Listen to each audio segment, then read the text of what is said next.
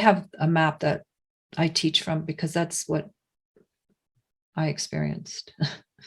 We can only talk about what we've experienced. Other people will have other maps, right? And I share this map with others because it seems to be a common map for many.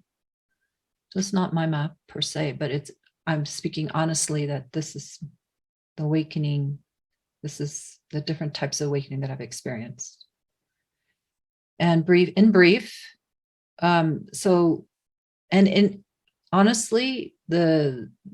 it didn't come linearly for me, and it might not come linearly for you, where you might begin, like, I'll just start with myself. Okay, so in the beginning, I had a sense of unity as a child. Some of you may relate, right? Most people who are children feel unity. We're meant to, and to whatever degree. And then that ebbs away, and it ebbed away, but it was still there in the background, and it made me really go on a big spiritual search to want that back. And the way that I initially felt it was in a like visceral way, a sensing way. So that for me, feeling presence and feeling being was, I felt it. It wasn't only like a mind game or anything, or illumination of the mind. I actually, maybe some of that happened with certainly later, the illumination of mind. But in the beginning, it was more like I meditated and did a lot of yoga and body work. And I'm like, I can feel when I'm more in harmony inside. I can feel presence. I can feel the rising of the stillness. I sense it. It has a quality to it. Does anybody here know what I'm talking about for yourself? The quality of being, of stillness, of presence, that it's a sensing quality. You can sense it, is what I mean. You feel it. We're wired to feel it. Someone comes in and out, maybe they're having problems. We're wired to feel it, right? And boy, am I happy that we're wired to feel it. Don't discount it. Be like yes, like this big yes, I'm going for that. Because by the way, it feels really good. Right? It's the best feeling in the world. So why not?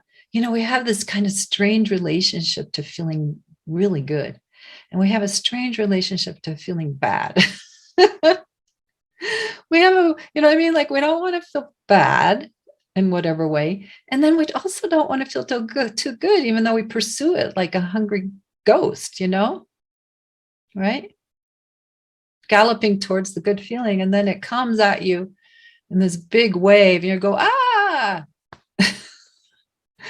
And you know why? It's because it feels like it's going to take away the me sense. And it's meant to, right?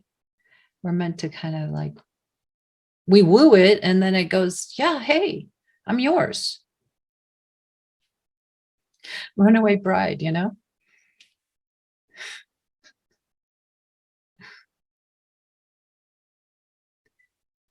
No, but we're supposed to stop and go, okay, I'm going to take it in. I'm going to take in this bliss. I'm going to take in this beauty. I'm going to take in this love, whatever way it's coming. I'm going to take in the silence so that this noise goes away, however it's showing up.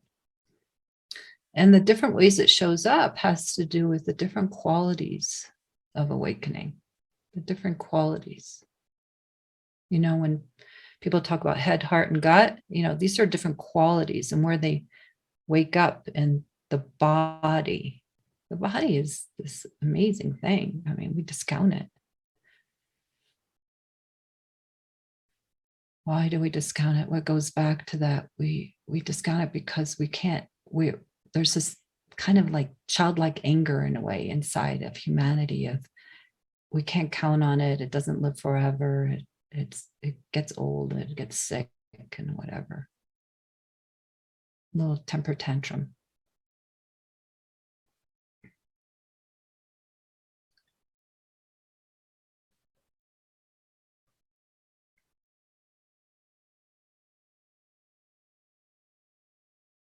So yeah, so we like learn to in a mature way to stay with what it is that we're wooing, what we're wanting, and let it permeate and let it bloom.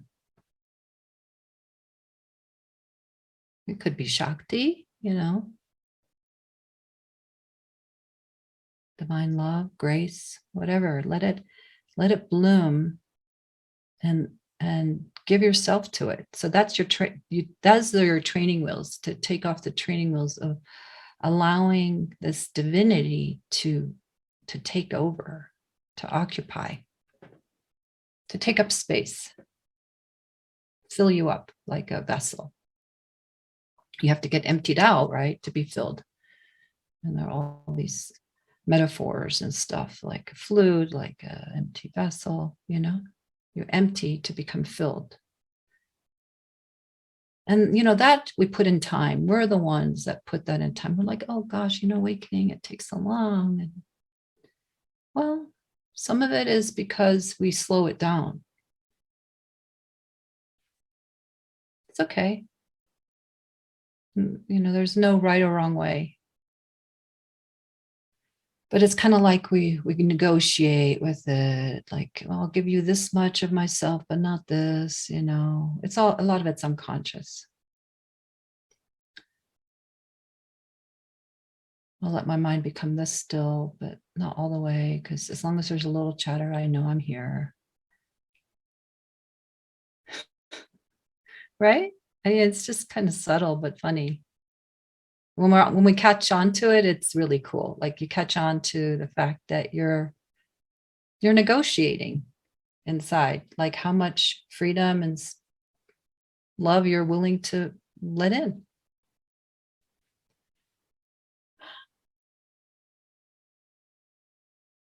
And it's kind of like we grow up. We're first a child, like maybe we'll like negotiate or make demands. Well, I'll surrender if you give me a really nice life, you know. Prove to me that you're deserving. Give me, the love of my life. Make it so this illness goes away, whatever it is. I see some smiles. That's because that for yourself, like what we do. And then there is all these days and hours and minutes of grace that can take place, right?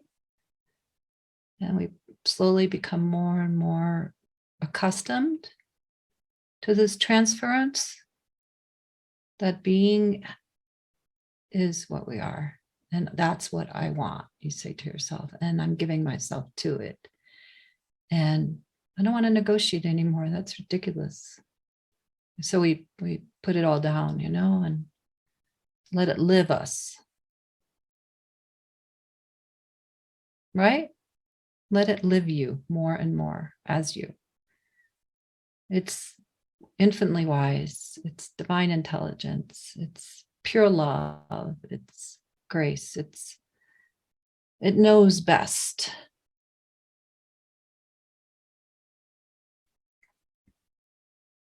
So the desire for control falls away and ebbs. The controller.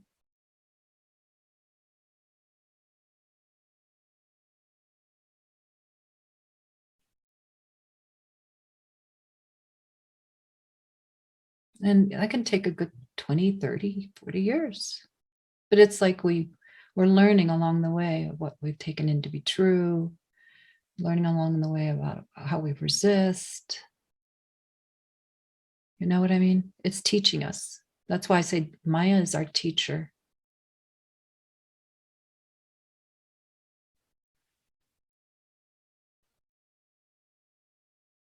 Life is our teacher. It's the greatest teacher. You can go to all kinds of teachers, but only the ones that will be useful will know this. You don't have to go to a teacher. You can just have life be your teacher.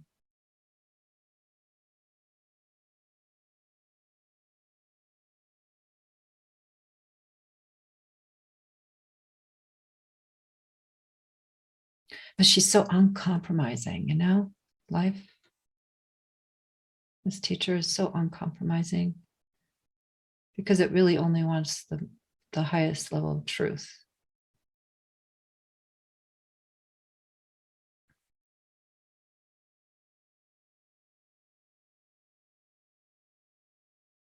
Sign me up. So for yourself, you can ask yourself in this moment, have I signed up? Am I signed up? Am I in? Because we get what we most want in this way. We really do. There's some things we don't get. Well, if we most want to be a multimillionaire or whatever, now you might not get that.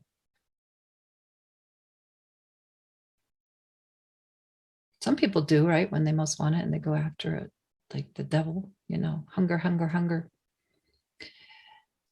But if you this is the way this is made, is that if you most want to be in harmony with yourself and live your birthright, and live as true nature, you will get it. Because sincerity, you've heard this maybe, sincerity is key, right? Is it Nisargadatta said that? Sincerity is key. And you want that key. You want that key to live in you. You want to be the key. You don't lose it. I don't know how to do this per se, one can say, right? I don't know how to do this. And that would be honest. But I'm extremely sincere, and whatever's still not on board, I'm going to help bring that on board. Not make it wrong, but just go, oh, forgot about you over there. You're not on board. Identifications and identities and beliefs and hopes and dreams and placing anything outside of ourselves that's going to bring fulfillment. Oh, I'll just do this a bit longer and think that that's what's going to give me what I want here. So all that has to dry up until you're in your own boat. And you're in the boat of life, you're kind of bobbing along in the boat of life, and life is happening, but you're there, you're in the boat, you're not going anywhere. You're in for the long haul.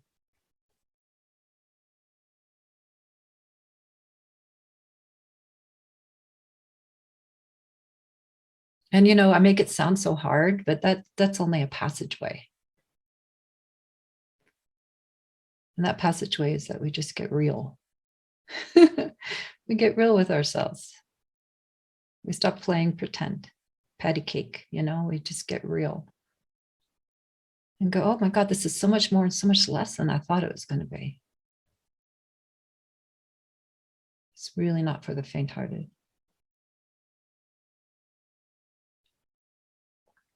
But you get so much, like the shimmering beauty starts to reveal itself of your own nature, your own body, even your insecurities and human qualities. You start to see them with love and compassion and sort of maybe a little fondness.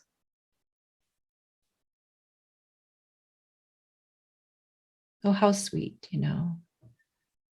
she's being shy right now. How sweet. Oh, how interesting. There's some hesitancy and fear right now talking to this person, It's curiosity, rather than everything's so hard.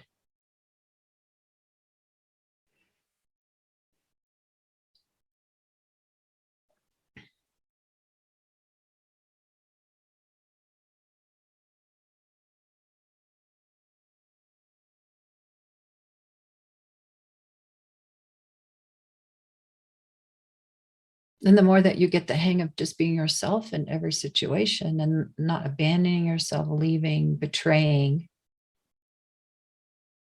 going into some kind of fake conditioned response, with others. That you're being true to yourself. The more that you can practice that, the more you will enjoy the varied experiences that present themselves, because you'll be like, I'm here, and now I'm here. I'm in the bank, I'm at the store, I'm in the park, I'm with this person. But it's always me, here. I'm bringing myself. I'm not losing myself. And what am I bringing? All that I've gained. The understanding and acceptance and willingness to be here. I'm bringing all that